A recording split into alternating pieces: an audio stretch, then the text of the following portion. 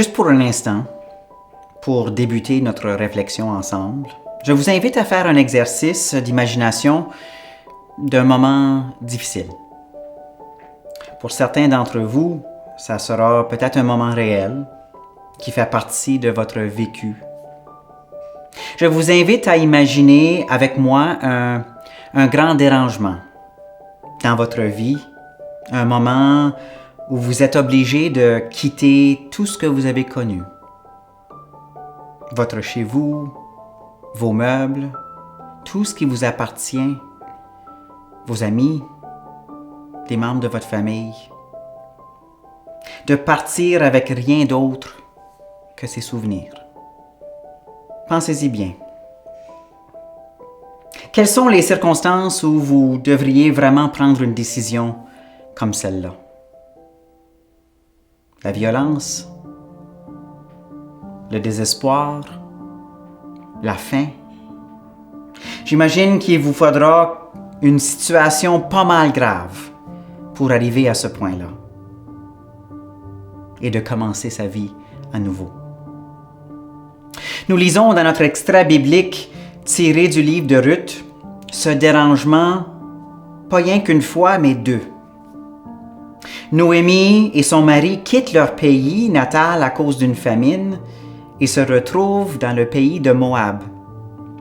Et après avoir eu 2 fils qui se sont mariés à des femmes de cette culture étrangère, le mari et les 2 fils meurent.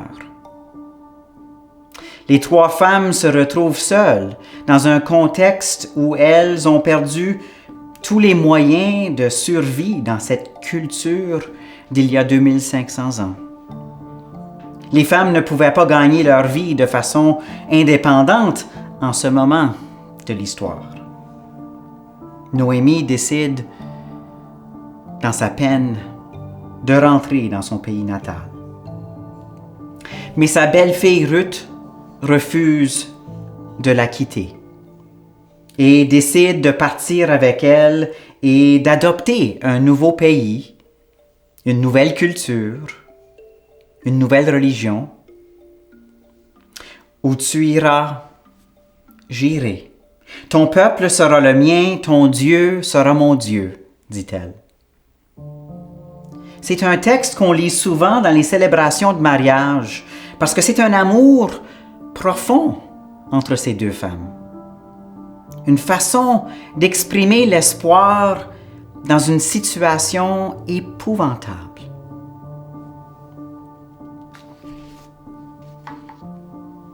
Ruth, elle, n'avait pas de responsabilité vis-à-vis sa belle-mère. Elle aurait pu retourner dans sa famille d'origine, se trouver un nouveau mari et recommencer sa vie à nouveau.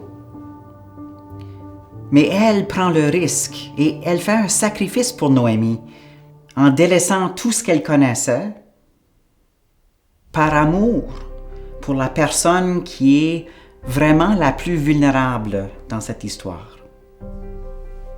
Dieu, comme Ruth, ne nous abandonne pas dans nos moments les plus pénibles. L'accompagnement de Noémie nous rappelle que nous irons dans des endroits où nous sentirons peut-être seuls, mais que nous ne le serons pas. Surtout dans des moments de crise. Et Dieu, comme Ruth, le fait pour Naomi. Dieu nous suivra même quand on se retrouve dans un pays étranger et que nous nous sentions loin de sa présence.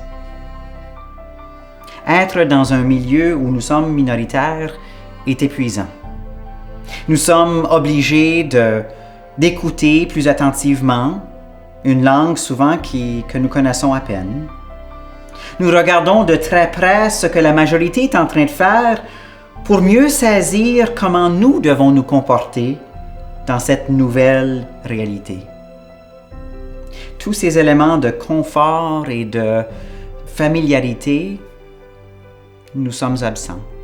Souvent, nous prenons la décision de vivre ce statut minoritaire pour de bonnes raisons.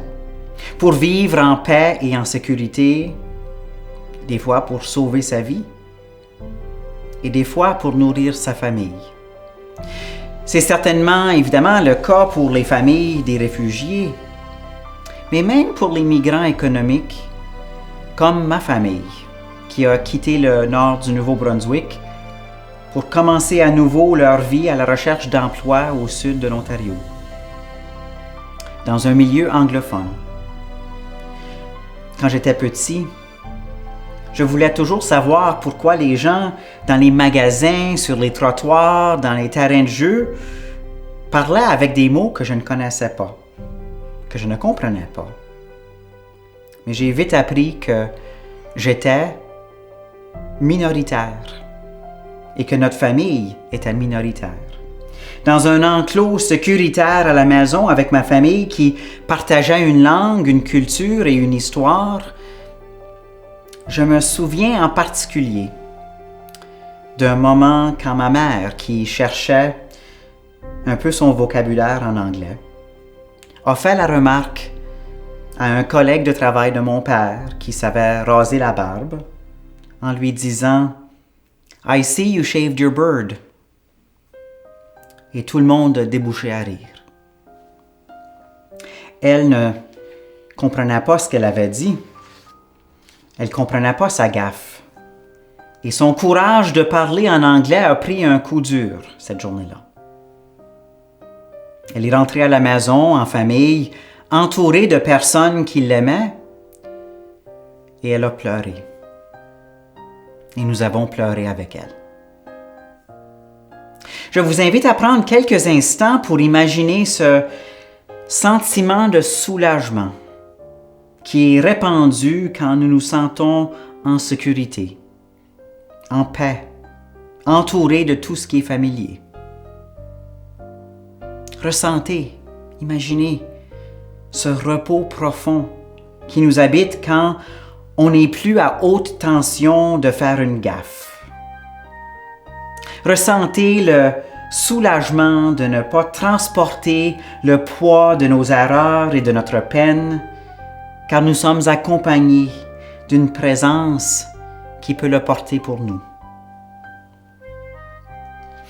Ressentez le confort de l'endroit qui est familier, qui est connu et qui est facile à naviguer. Je crois que c'est ces moments-là qui sont des moments sacrés, où l'inspiration divine peut mieux nous rejoindre. C'est en ces moments-là, quand nous sommes les plus à l'aise, les plus tranquilles d'esprit, que nous serons aussi les plus créatifs, les plus intelligents, quand nous serons vraiment à notre meilleur. Puis, on se sentira comme ça parce que on ne transporte plus la crainte de l'isolement, la peur du jugement et la frustration de vivre l'exclusion. Imaginez donc un monde où nos frères et nos sœurs du monde entier pourraient vivre pleinement et où les moments sacrés se multiplient. Imaginez donc un scénario où le racisme, la xénophobie ne nous menacent plus et que les gens de la majorité profitent de la transformation qui est possible grâce aux minorités. N'est-ce pas un aspect important du royaume de Dieu?